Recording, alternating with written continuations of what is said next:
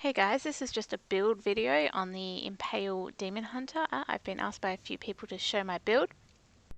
So there's a few versions of this build that I run, a group version, a solo version and a speed version. I've got the group version up first. Starting with the gear, you need a 6-piece shadow set.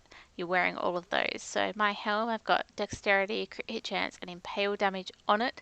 All of those about boosting damage.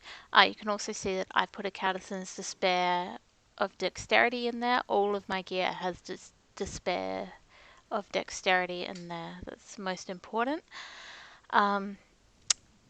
Shoulders, shadows, shoulders again, dexterity, vitality, resistance and cooldown. You need cooldown on one piece really to use this build to keep your vengeance up. I've specifically chosen the shoulders, and most people choose the shoulders. It seems to be the most convenient piece to put your cooldown on. For my gloves, it's all about damage. So this is a group build. My gloves for my solo are a little different. So dexterity, attack speed, crit hit chance, crit hit damage is really what you're looking for. You're just trying to maximize your damage there. Chest armor, dexterity, vitality, and some other survivability stats. So I'm using reduced damage there, but you could have a plus life or a resist all or something like that if you wanted, but I have reduced damage from elites. Traveler's Pledge, you can see here I don't even have an ancient one, but the stats are most important, so you really want a trifecta in terms of the elemental damage you're using. In my case it's lightning. There are other variations of this build with the cold and the fire, but I'm using lightning. So lightning damage, crit hit damage and crit hit chance is what I want. Lacuni Prowlers, so for your group it's just about maximizing your damage. So again, your elemental that you want, in my case lightning, dex and vit, attack speed and crit hit chance. You'll see here I've got another pair of primal Lacunis which have fire on them. If I ever make the fire version I'll try and use these. Witching Hour, so for groups again just maximizing damage, dex, vit, attack speed and crit hit damage. You want the Witching Hour because it's the only belt that you can get that attack speed and crit hit damage on. My Compass Rose to go with my Traveler's Pledge. This you could have more damage stats on. I've only managed to find one here with 2 damage stats, the crit hit chance and the crit hit damage, and then I've obviously got some dex and vit, but there's plenty of other things you could have on there. Some attack speed, even some area damage could be useful. Just a base damage stat would be cool. My other ring for groups is Stone of Jordan, so again you want your elemental damage on there as high as possible as you can increase damage against elites. And the third stat, I've only got dex there, but again a damage stat like a crit hit chance or attack speed or a straight damage roll would be better for you if you have it.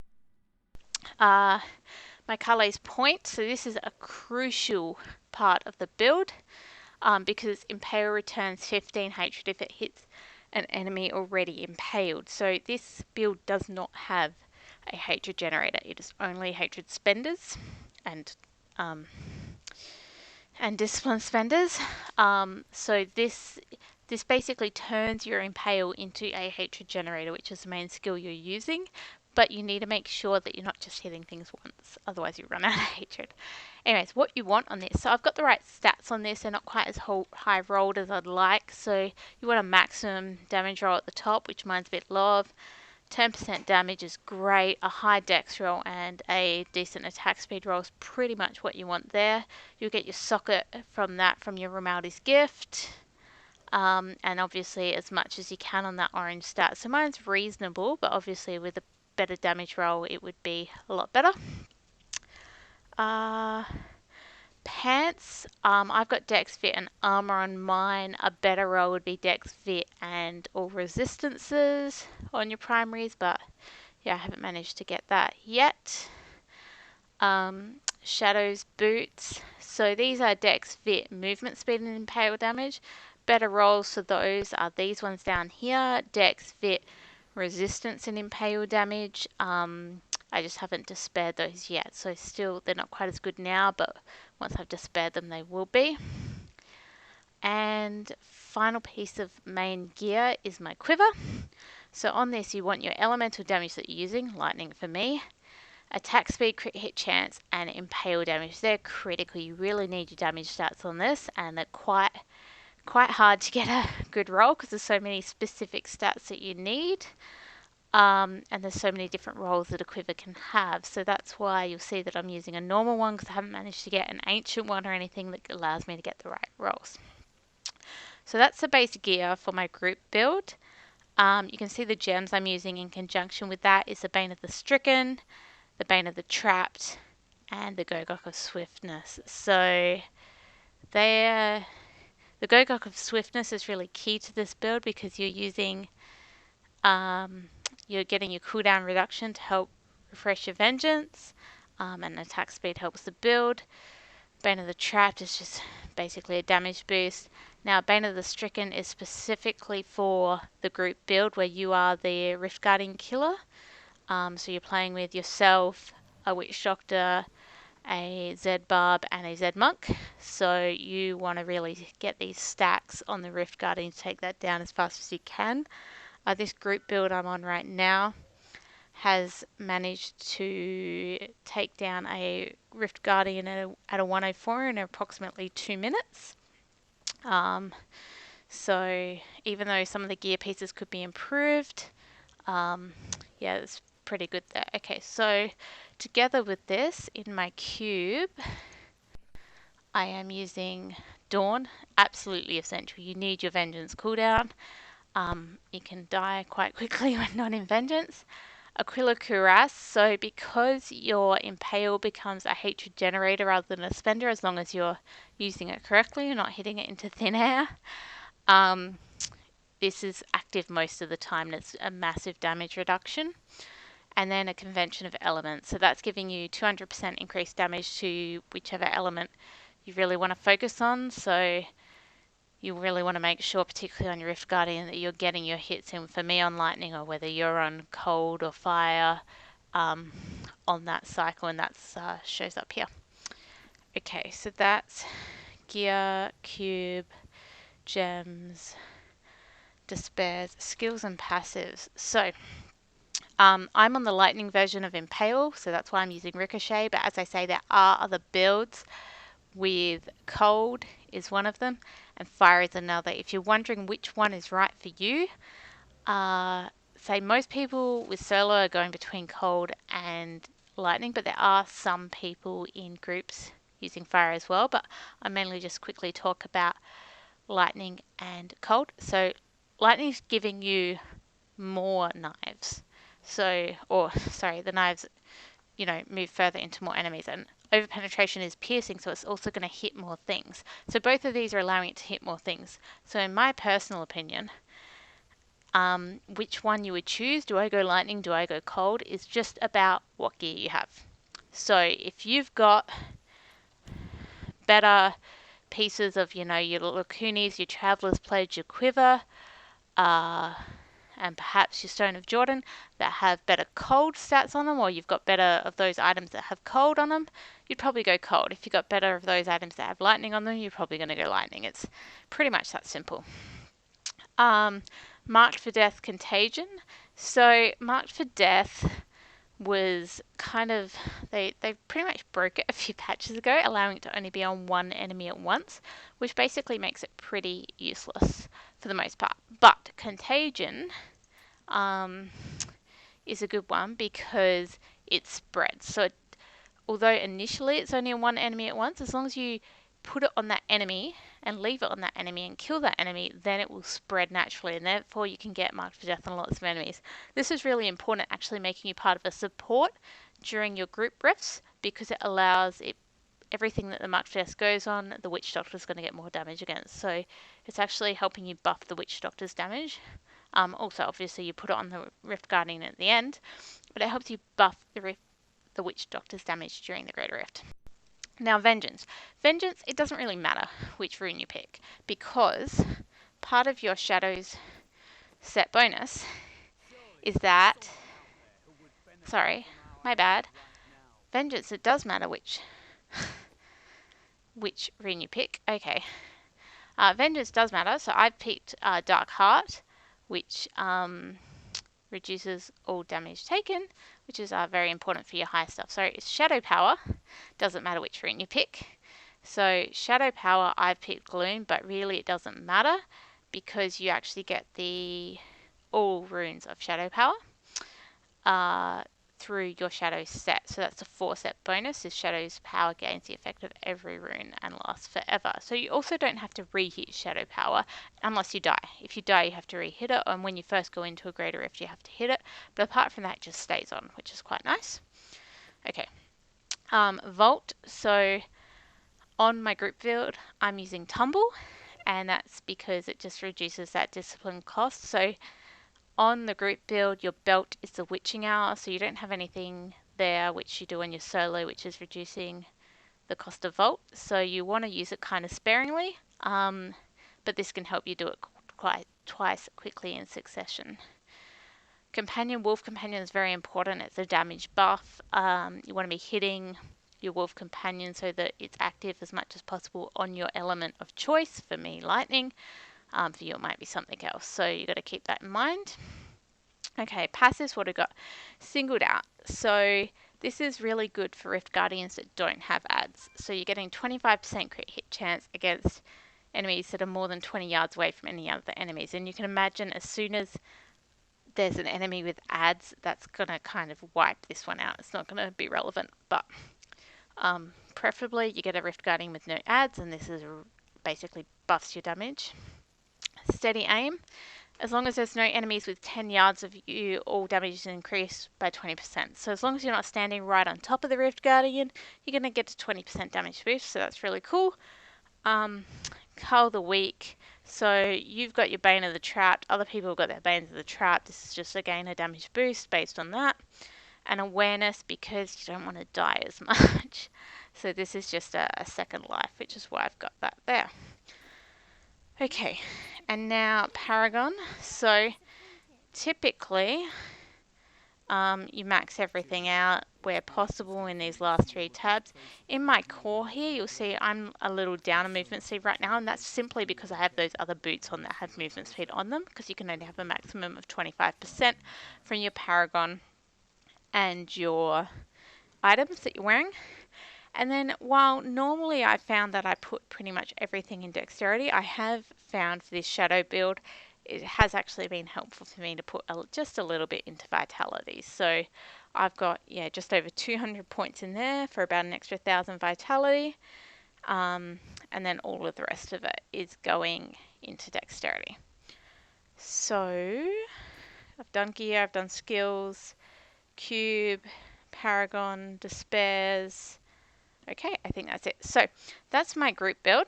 And as I say, I've managed DPS on 104, taking down a Rift Guardian in approximately 2 minutes so far.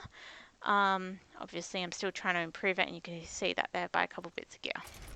Now, going to my solo push build.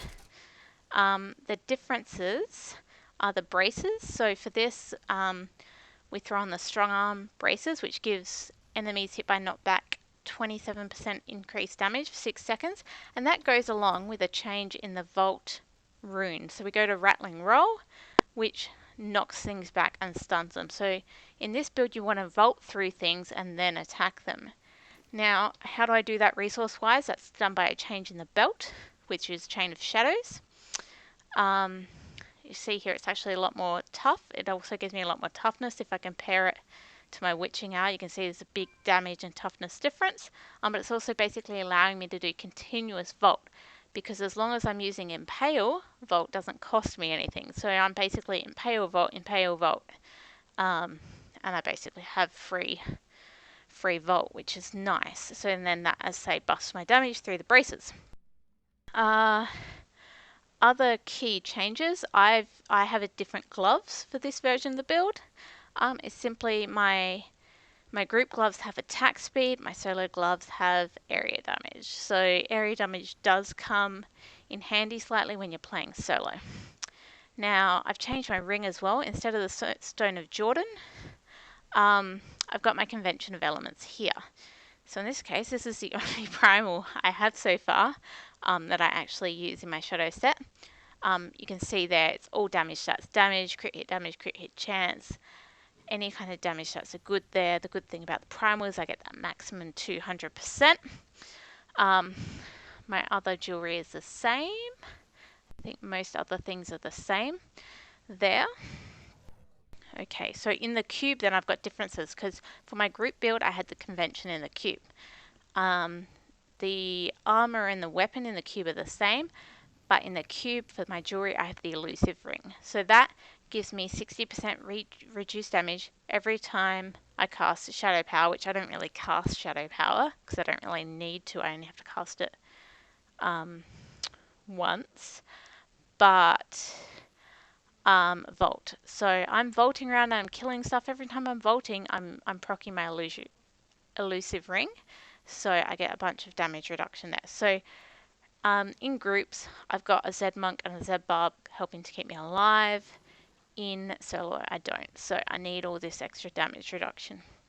Okay, so the other thing that's changed is one of my gems. So I'm still wearing the Gurgles of Swiftness and the Bane of the Trapped for the same reasons as before. But I've swapped out the Bane of the Stricken for the Pain Enhancer. So the Pain Enhancer basically causes enemies to bleed, but gives you 3% increased attack speed for all the bleeding enemies within 20 yards. So I'm basically getting a damage boost from that because I'm making enemies bleed and I get attack speed, which is a damage boost from that. So that's pretty much the summary of the differences of my solo build. Because I'm still wearing those same boots and everything, there's no change in my Paragon. Was there any other changes in skills? We talked about the Vault change. Oh, there's some changes in my passive skills. So, I've got two the same. Color, Weak, and Awareness are the same. I'm using Numbing Traps, which is another damage reduction. So again, it's to keep me alive. And I'm using Ambush, which is just extra damage to enemies at high health. So it's just a different kind of damage boost than the ones I was using on my group. Part of that's because some of the ones I'm using on my group, like there's one where, you know, I want the enemy to not be near any other enemies, which is unlikely to happen in my solo. And there's one where I have to be at least 10 yards away. And again, a lot of my solo, I just want to face tank enemies. I want to get as close as I can because there's lots of other stuff around to do as much damage as I can. So that this is, in my opinion, a little better for me. Okay, so I think that's the differences in my solo. Hopefully I haven't forgotten anything. Oh, the other thing I didn't mention, and it was on my group build and it's on my solo pushing build as well, is that I have diamonds in my... I have a diamond in my helm for both, for extra cooldown. But I have diamonds in both, in my chest armor and in my pants for that resistance. I need some extra toughness for this build. Basically, it's that simple. But now if we go and we flick to my speed build, you'll see that I've swapped those diamonds out with dexterity. So I might as well just take some extra damage. This is pretty similar to my solo build. You know, I've got the same belt on, so I can vault everywhere. I've got those same solo gloves on. I have changed out that pain enhancer. I don't really need that damage, which would be better over time because I'm killing things so quickly. So I just have a Bane of the Powerful in there just for a straight damage boost to everything I hit. I've thrown on the NEMs because when you're doing speeds, and when I'm talking speeds, I'm talking about like if I'm T13 key farming, if I'm doing like greater risk 75 and below, I just want to go fast. So that's there's no real issue with me swapping out to wear some NEMs for that. But all the skills are pretty much the same as my solo. I haven't really changed anything there. I don't really have any need to. So I've changed basically the gems for a bit of extra damage, the NEMs, and yeah, that's and the Bane of the Powerful in there. So the cube again should be the same as my solo build with the elusive ring in there. And yeah, so it's basically my solo build with just with a few minor changes to make it a little bit faster. Okay, and again the Paragon will be exactly the same. And so once I change my boots, I'll change that movement speed. So there you go, that's my shadows build, or the variations of it. As I say, which element you're picking, particularly out of cold or lightning, just base it on the best items you have in terms of those that can roll the elementals. So your neck, your braces, your ring where relevant if it's an SOJ, and your quiver. Okay, I hope you enjoyed my video. Thanks for watching.